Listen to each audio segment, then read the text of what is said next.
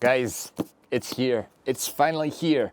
The ever elusive, the unicorn of rotators in astrophotography. We have here the ZWO CAA 4-camera angle adjuster. This allows you to rotate your camera so that you can change the framing of your targets. Like you're trying to capture a wide nebula, but it's like extended in one direction and your camera is 90 degrees to that in terms of the camera sensor and you don't know what to do. You have to do it manually. It's annoying.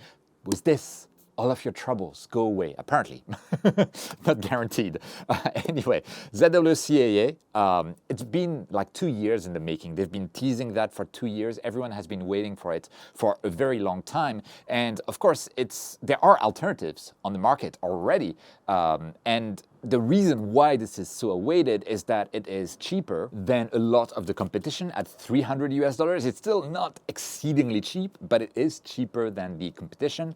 It's also exactly 16.5 millimeters thick in terms of back focus distance that it consumes, so it can replace something like an off-axis guider or a standard ZW 16.5 millimeter spacer, so it's very easy to put in the light path.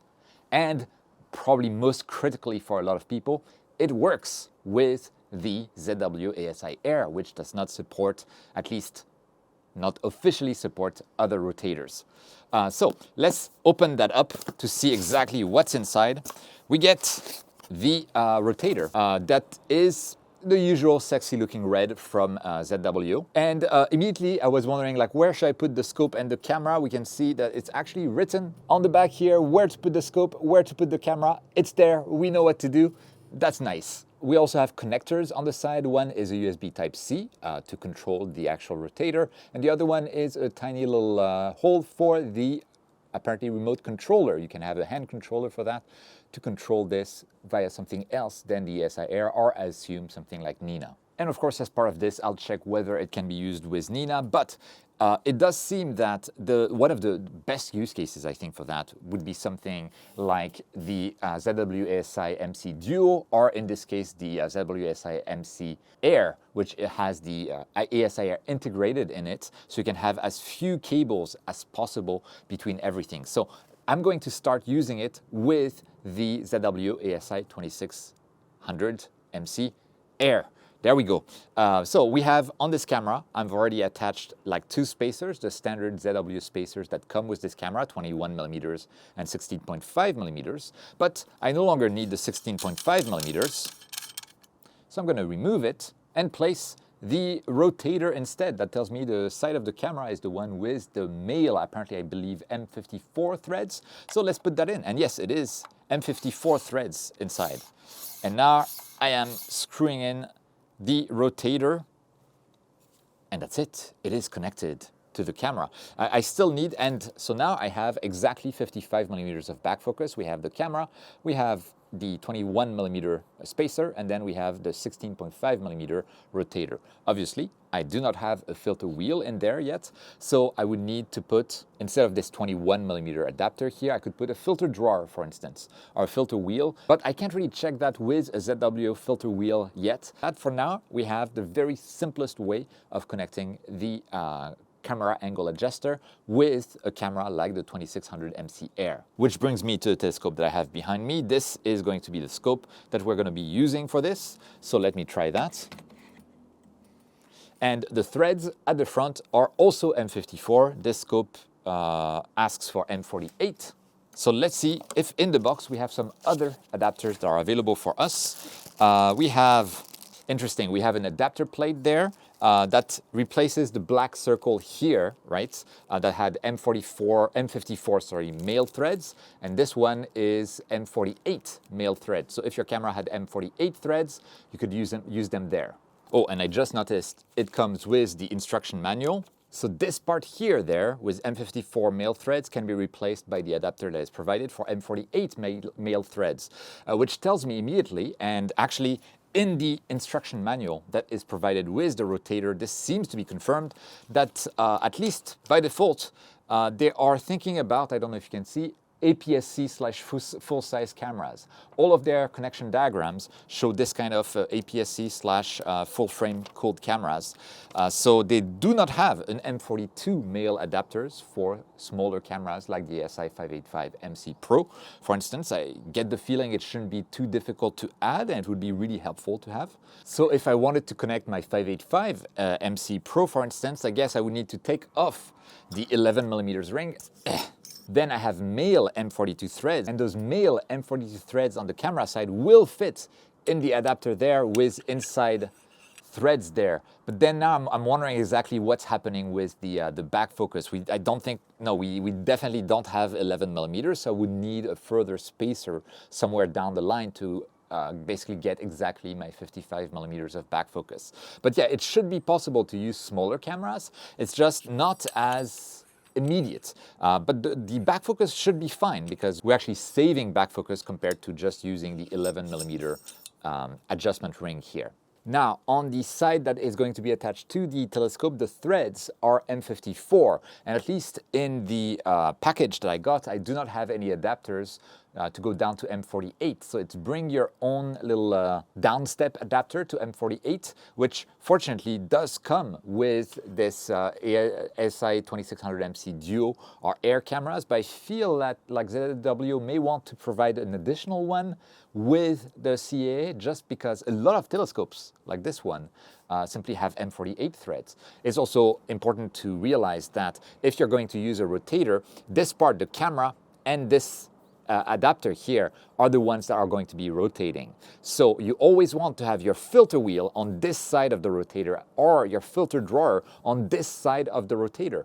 Otherwise, you'll have, if you have the filter drawer on the opposite side, the filter drawer will stay, or the filter wheel will stay stationary while the camera rotates, which can be a problem for things like flats. Even if this rotator in theory can achieve precisions of 0.02 degrees, if you have like a degree difference between a dust mote on your filter that is projecting a dust mote on the sensor, and then when you rotate around and then you rotate back to your initial angle to take flat frames, you might have a slight difference in angle that could make your flat frames not as effective as they could or should be.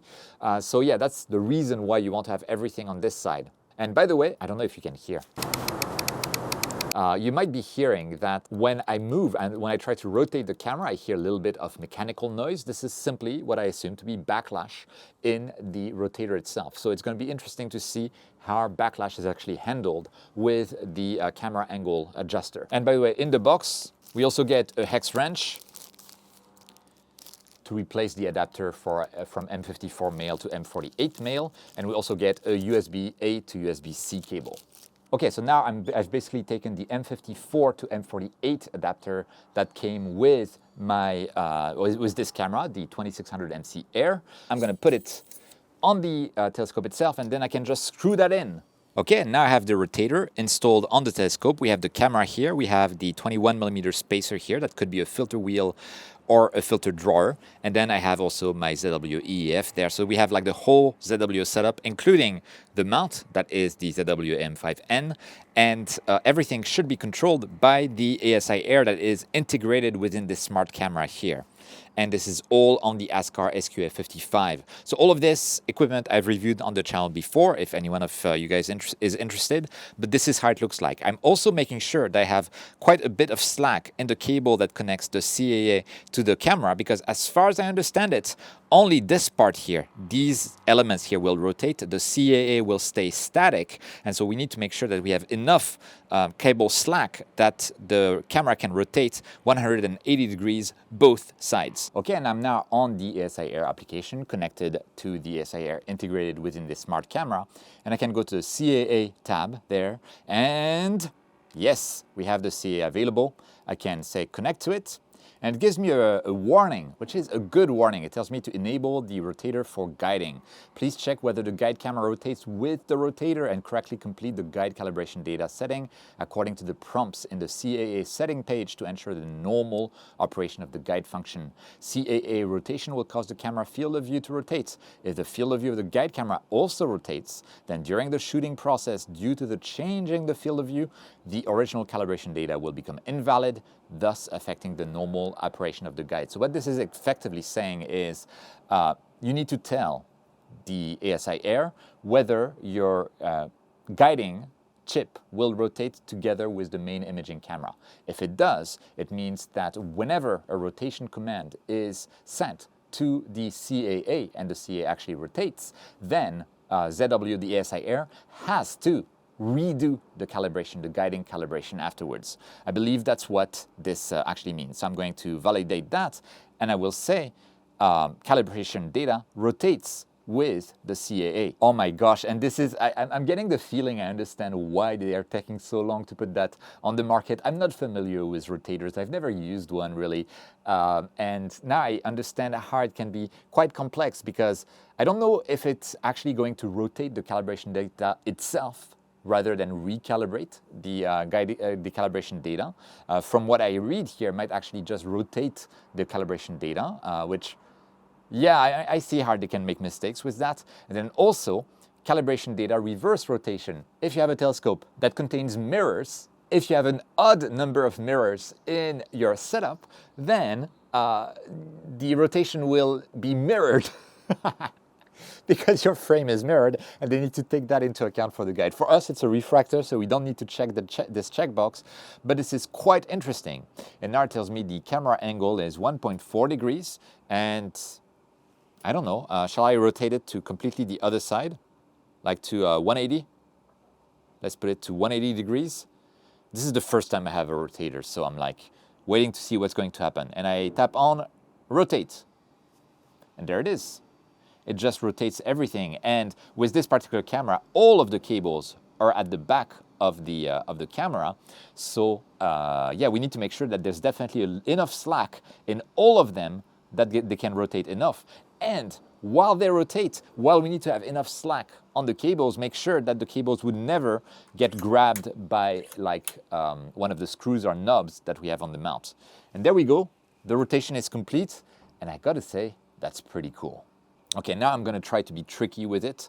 I'm going to try to set it to this angle there.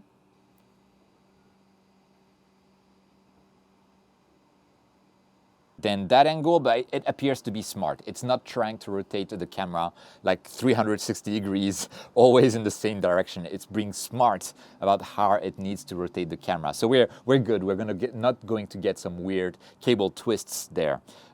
Cool. I'll rotate it back to 180 degrees and rotate. Okay, and I gotta say, yeah, this is indeed pretty cool. Yeah, so now we have the CAA set up, and I just need to wait for nighttime so we can test it out on real targets and see how it affects the ASIAIR itself. Oh, and before I cut to the night, don't forget that it's a lot of work to make those videos, and if you want to help support me, you can just click that like button, take 1 second. You can also watch the video till the end, it really helps out. And you can leave a comment down below. What do you think of this camera angle rotator? Are you disappointed? Are you happy with it? Do you think it's taking too long to come to market? Do you wish it could do something else, etc., etc.? I'd love to see your comments down below. And if you have any tips and tricks with rotators, also leave them down below. If you want to support the channel even more and you're planning on buying anything from Agena, High Point Scientific, or even ZWO directly, if you do so after clicking the links that I have down in the description, and of course I'll have the link to the rotator here and also all of the equipment that I have there, and then after clicking the link, if you purchase that, it will help me out at no cost to you. And of course, if you want to sponsor the channel directly, make all of those videos possible directly, you can become a channel member. This is the join button next to the subscribe button, or you can join my Patreon. The link is down in the description. Some of my Patreon ranks have access to my videos early and without ads. You guys, thank you so much for making this channel possible. Anyway, let's cut to the night through the magic of editing. Okay, I'm on the ASIAIR, and we have slewed to the Pleiades, because I love the Pleiades. The Pleiades are beautiful. And we can take an image of the Pleiades right now. And here is how it looks like for the moment. So what's going to happen if I move the CAA? So first, in the ASIAIR, how do I move the camera angle adjuster? You can see that it's currently at 279.7 apparently. And I could just select another angle and tap on rotate, exactly like we did earlier. And you know what? Let's add the beep. I like having beeps telling me what's going to happen. But the cooler stuff to do is to go to the Sky Atlas, and there you can look at your framing. So here we have on the Pleiades, and because it went to the Pleiades, it centered the target, it did a plate solving, so it knows exactly where the mountain is pointed and what the orientation of the camera is. So with that, I can simply, go to rotate there, and we can choose another rotation, like something like 180 degrees almost away from that. And I am going to tap on just go to. And so first it slews to target position and then validates whether centered or not by taking an exposure and doing the centering as usual. I mean, obviously it's already on target, so it's not like it's going to help us or anything, but it's the next step that is going to be interesting. Look at that. Target is centered, CAA rotating, and I can hear it move. And it's going to move until it gets the rotation that we desired to get. And there it is. We are done. The CAA rotation is complete. So if I go back to the CAA, we can see that now its angle, as we had specified, is 190.1. And I can take an exposure to double check what's happening. So this is what we had before. Let me take an exposure. And this is what we have now, right? So we have definitely rotated that, and it just works from the framing wizard or from the CAA. So that's pretty cool. Also, now that I took another exposure, it seems to have adjusted itself and says it went from 190.1 to 190.6. Not sure exactly what's going on there. Why? I mean, it didn't move as far as I know. It didn't beep or anything. So maybe the ASIAIR actually did a plate solving like in the background and then decided the actual angle was this. I don't know. What I'm going to do now is we know the rotation. The rotation, at least as it is right now, is 190.6. And what I'm going to do is I'm going to take flat frames as it is right now. And once I'm done with flat frames, I will be moving this to something like 80 degrees, then 120, then 270, then 80 again, and then going back to 190.6. And then I'm going to spend the rest of the night or a couple of hours on the Pleiades. And what's going to be interesting to see is whether my flat frames, taken with so many movements of the rotator in between, will still manage to calibrate the image well. Now, it's likely that they will, even if the rotator is not super precise, because there's not really any glass close enough to the camera sensor that can rotate in relationship or relatively to the camera sensor itself. So I don't think it's going to be an issue, but we can double check that, and I'm here to double check it. Okay, so let me do that, and then I'll start shooting on the Pleiades. And once that's done, we can have a look at the results tomorrow. I'll also be showing you later in the video how I can control the CAA from NINA as well if you're not using the ASIAIR. So stay tuned and let's have a look at those results. Okay, so I have the results of my night with the rotation. I did exactly as I said I would, which was I basically rotated the CAA for quite a few times. And also at an angle of 270 degrees, I did the guiding calibration, right? So I did the guiding calibration at a different angle than what I would finally use for my image. And because I have the 2600MC Air, the guide chip rotates together with when the rotator rotates the main camera. So that means that the ASIAIR had to automatically change the calibration data to adjust to account for that angle change. So yeah, I took those flat frames at 190.6 degrees. Then I rotated to like 80, 120, 270, did the guiding calibration there, and then went back to 190.6 degrees. And it actually went back exactly to 190.6 even after taking further exposures to therefore have plate solving to double check the angle. It was still 190.6 degrees. So okay, I went ahead with the imaging like that after having done all this, and we have the results on the screen right now. On the left-hand side, this is the image with the flats applied, and on the right-hand side without the flats, so and uncropped, no nothing. So it's, I believe, 180 frames of 60 seconds each.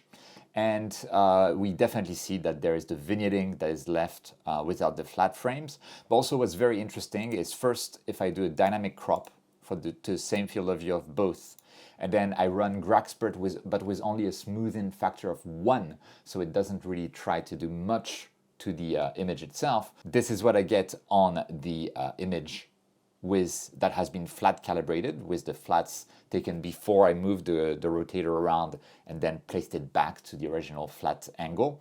And this is the one on the right, which is without the flats, which gave me something horrifying like this. I'm not sure exactly what's the deal there. I have not noticed those bands before with that camera, but then it was full moon. So there could be I don't know, it should not be related, I don't know. But obviously, the flats did their job, even having like rotated the CAA quite a bit before placing it back to the angle that we had decided earlier, 190.6 degrees. So obviously the flats worked, but as I expected, there's no like dust motes really for the flats to conquer, except maybe this could have been a dust mote, but it's completely gone here. So yeah, it would be there, I guess. Let me zoom into it. That would be where the dust mote is and have the same field of view. So yeah, I mean, it looks like the flats actually worked very well. And so that's kind of like the ultimate test for a camera angle rotator, and it seems to have passed it quite well. So this I'm perfectly fine with. And I'm not going to do any processing of that image because that's like beyond the topic at hand, which is the camera angle rotator. I just want to show you quickly also how it works with something else than the ASIAIR. So for instance, NINA. Okay, so in NINA, the rotator can be simply used as a rotator. You have the ZWO CAA that appears as long as you have installed the latest ASCOM drivers from the ZWO website. So they're part of this on zwastro.com/software. They're part of this ASCOM driver. Just download, install, and make sure that during the installation you've selected the camera angle rotator. Then in NINA, you can just connect to it. And once you're connected to it, you can set the full mechanical range. It can rotate 360 degrees, you can reverse its default direction, and you can move the mechanical position to something like, okay, right now apparently it's 81.27 degrees. Let's put it at 97 degrees, move mechanical position, and indeed it is rotating as expected, right? So it's easily controllable from NINA.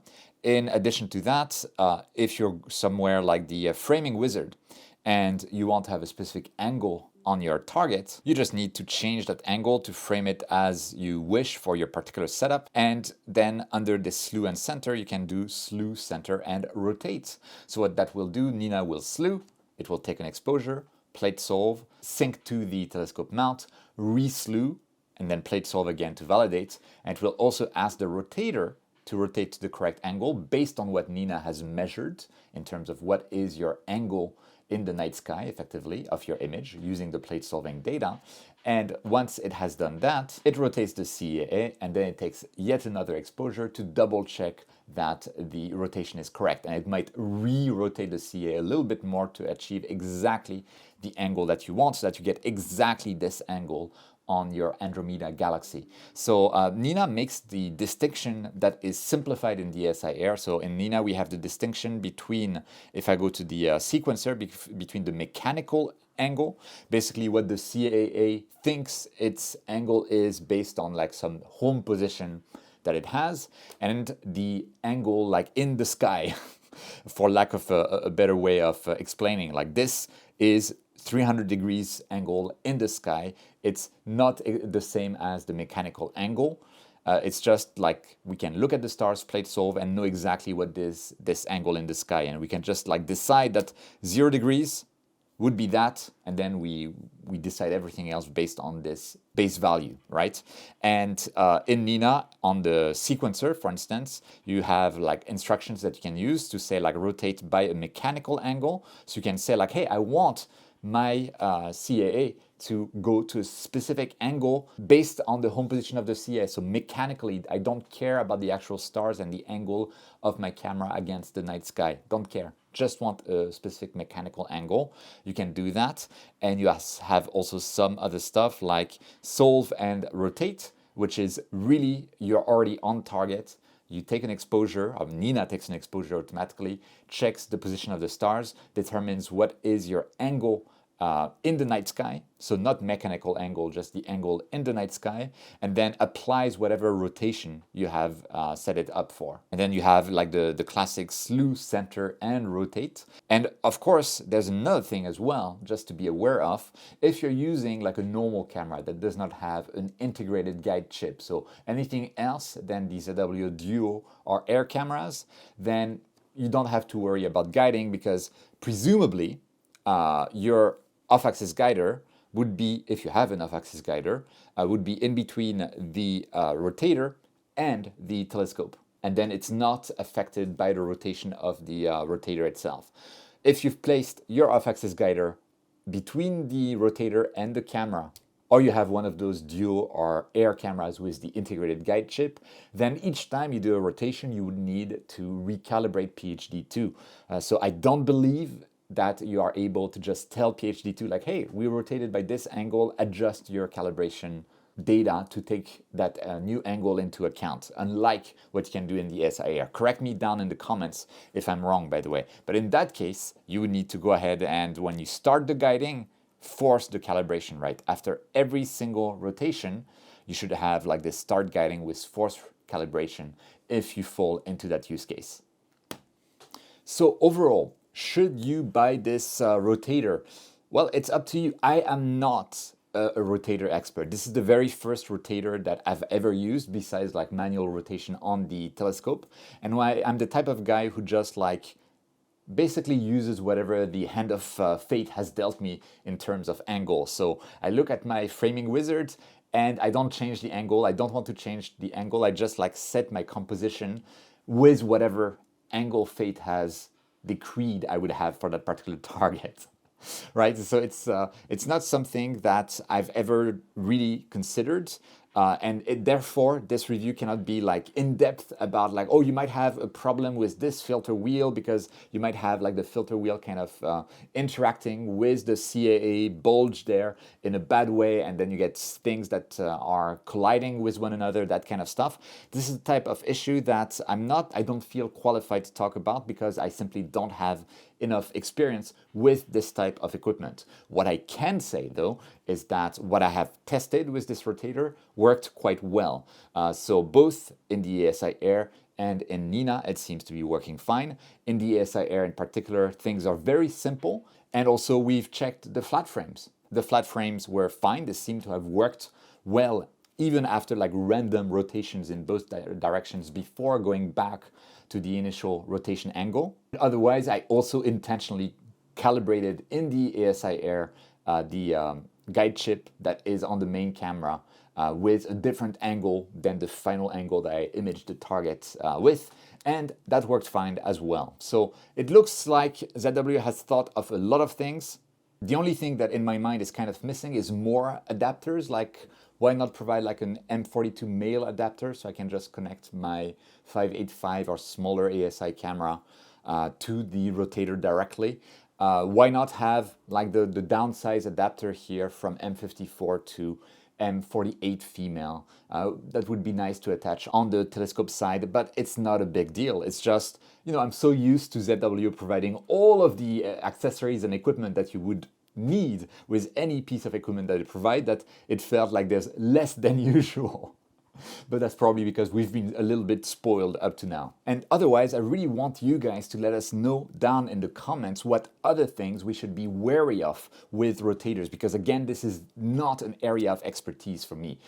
So if you're considering buying this as well, double check the comments to see what other people have to say about this. People who have experience with other rotators might have a lot of feedback about this. Maybe they've spotted something that they don't like about this. So let's crowdsource this and double check down in the comments, right? Because again, not an expert in that area, but I hope it has been a good enough introduction for your needs. Of course, I'll have the links to all of the equipment that I used in this video down in the description. As usual, if you are planning on buying anything from Agena, High Point Scientific, ZW, etc., and you use the links that I have down there, it will help me out at no cost to you. You can also support the channel simply by liking the video or, again, adding a comment. And if you want to sponsor the channel directly, you can become a channel member or a Patreon supporter. The link is down in the description. But anyway, I'll be looking forward to your thoughts. Thank you so much, as always, for watching. Don't forget, whenever you can, to look up at the stars and don't rotate them too much. And I'll see you next time.